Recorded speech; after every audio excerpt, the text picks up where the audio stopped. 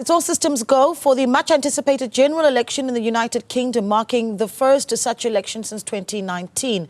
Registered voters in the 650 parliamentary constituencies will vote for their preferred candidate as Prime Minister Rishi Sunak battles to keep opposition leader Sir Keir Starmer out of Parliament.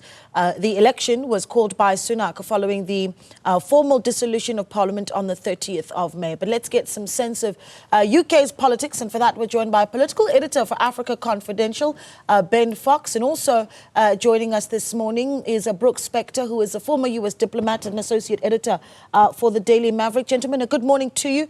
Thank you so much for joining us. I think I want to start with this, right, and it's the most simplistic question, but Brooks, I'm going to give it to you. Why should South Africans care how the UK votes in this election? Well, I mean, there are a couple of reasons I think that are supremely important, one of which is that whichever way the election goes in Great Britain, it's going to have a necessary effect on the country's trade policies and its investment policies, and those obviously have a direct impact on South Africa, because Britain and South Africa are major trading partners. And besides that, of course, there are all those ties of history and memory and society and people.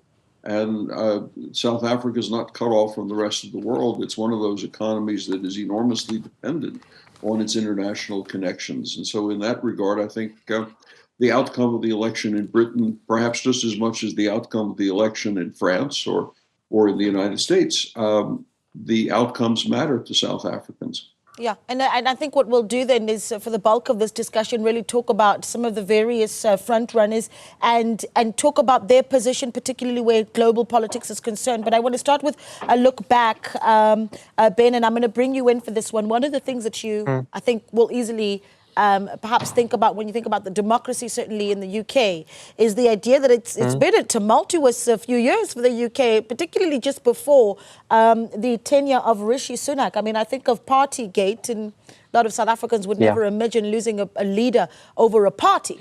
But Partygate with Boris Johnson, and then that very short stint with Liz Truss.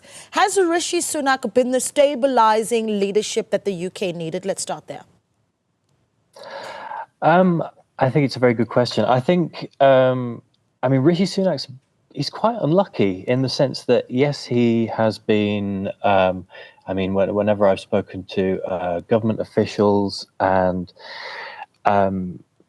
you know, civil servants in Westminster, they say, yeah, he's really competent. He's a really good technocrat. His trouble is that he's a terrible politician. And that goes a long way to explaining why he's 20 points behind in the opinion polls, and the Conservatives are likely to suffer their worst defeat in over 100 years.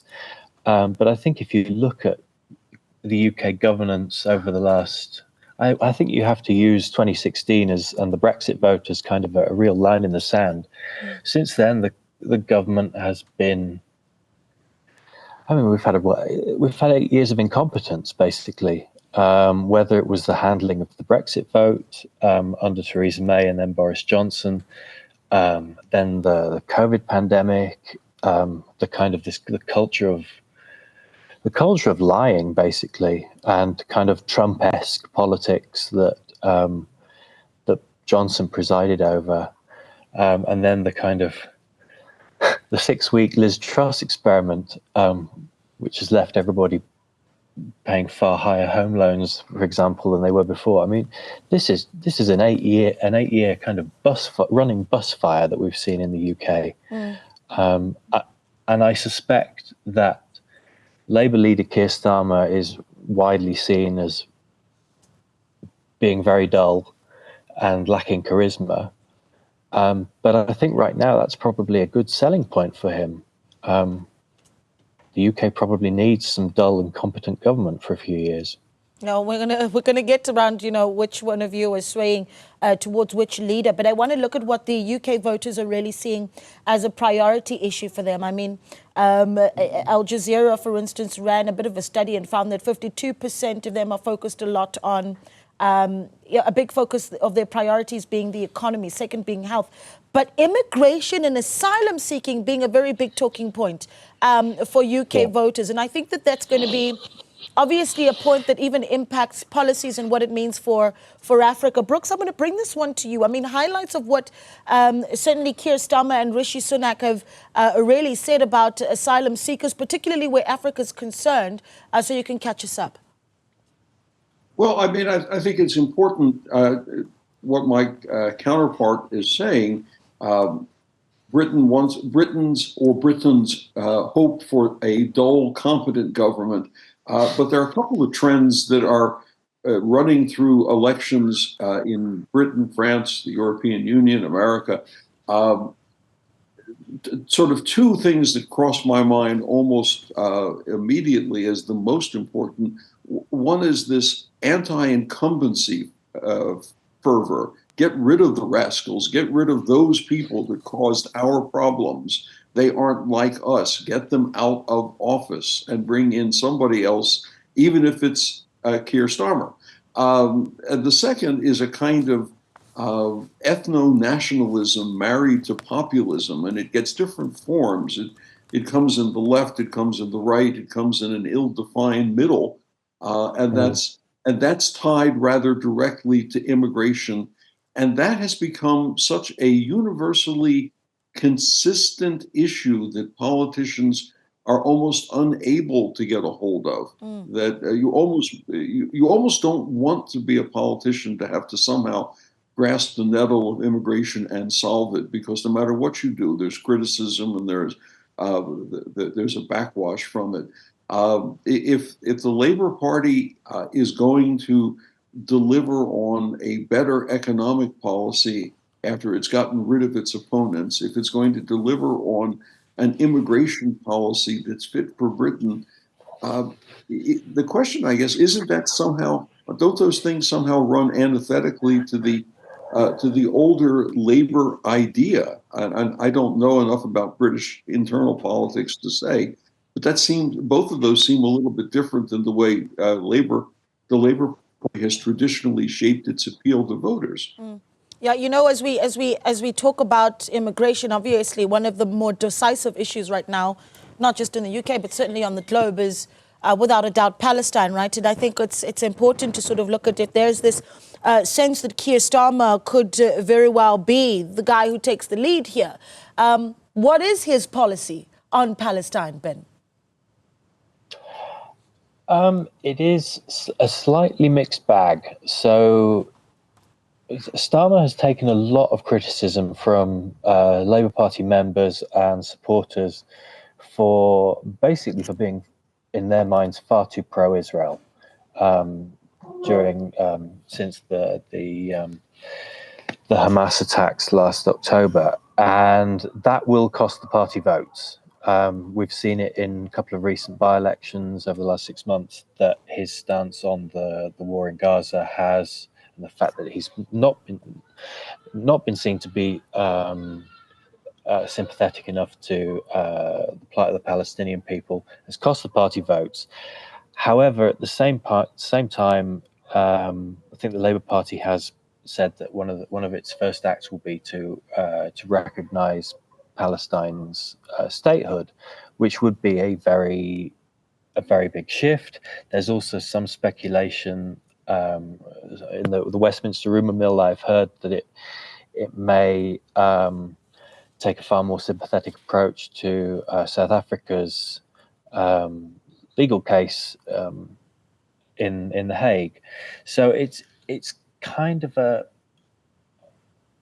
on Palestine. It's a mixed bag. I don't think Keir Starmer's stance on this issue is going to win the party any votes. I think quite the reverse. I think it will cost Labour a small chunk of its core support.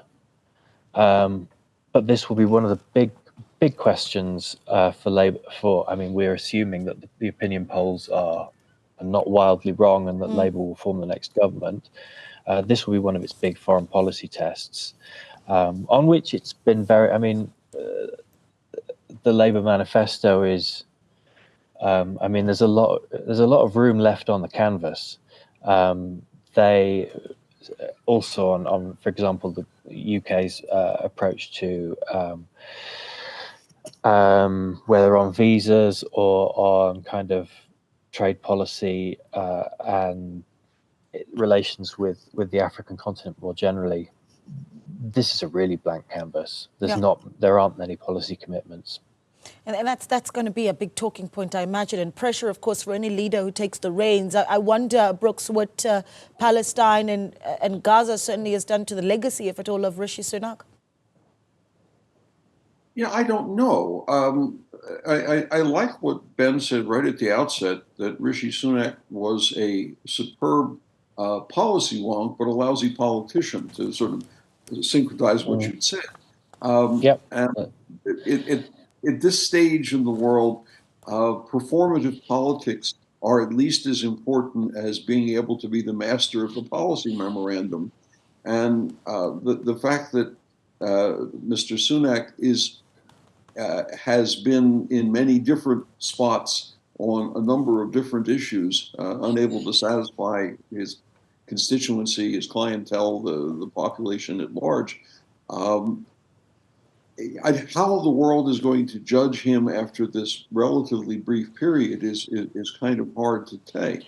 Look, I mean, Americans are already beginning to try to figure out how they're going to judge the Biden legacy, and he's not yet a candidate. And as a result, judging legacies becomes a question that changes over time. I mean, if we were to take the measure of Joe Biden now, you'd have one set of things. 10 years from now, perhaps it may be a very different way of looking at the man. I just go back to my original thought that the politics of so many countries, the ones in Europe and Britain and the US as well, are in such turmoil over how they are going to rationalize economic policies, how they're going to rationalize immigration policies, and how they're going to be able to deal with the very distinct demands of very differing clienteles, ethnically or racially or religiously or whatever you want to call it, is just such a tangled plate of spaghetti at this point. I want to bring this in, and I don't have a lot of time, but Ben, I'll give this to you, because into the fray a South African figure, right? This is quite interesting for me, in fact. You have an independent pro-Gaza candidate claiming that he can block the election for Keir Starmer. This is Andrew Feinstein of South Africa, former South African member of parliament, anti-apartheid activist who moved to London in 2001, and now believes that he has the power to block the election of Starmer. What do you make of that, Ben? I'm a little bemused, because I would say I'm about 99.9% sure that he can't, and that it's not in his gift. I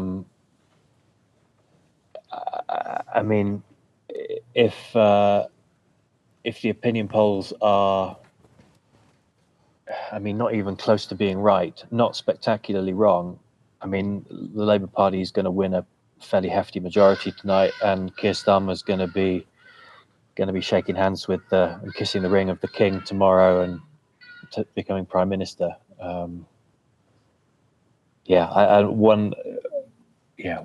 candidate, even if elected tomorrow, isn't going to change that. But you can't argue that South Africans continue to be bold no matter where they are in the world. And we're going to leave it there. Thank you so much, gentlemen, for your time. We really, really do appreciate it. Ben Fox there, political editor for Africa Confidential, and Brooks Spector is a former US diplomat and also associate editor for the Daily Maverick on that story for us.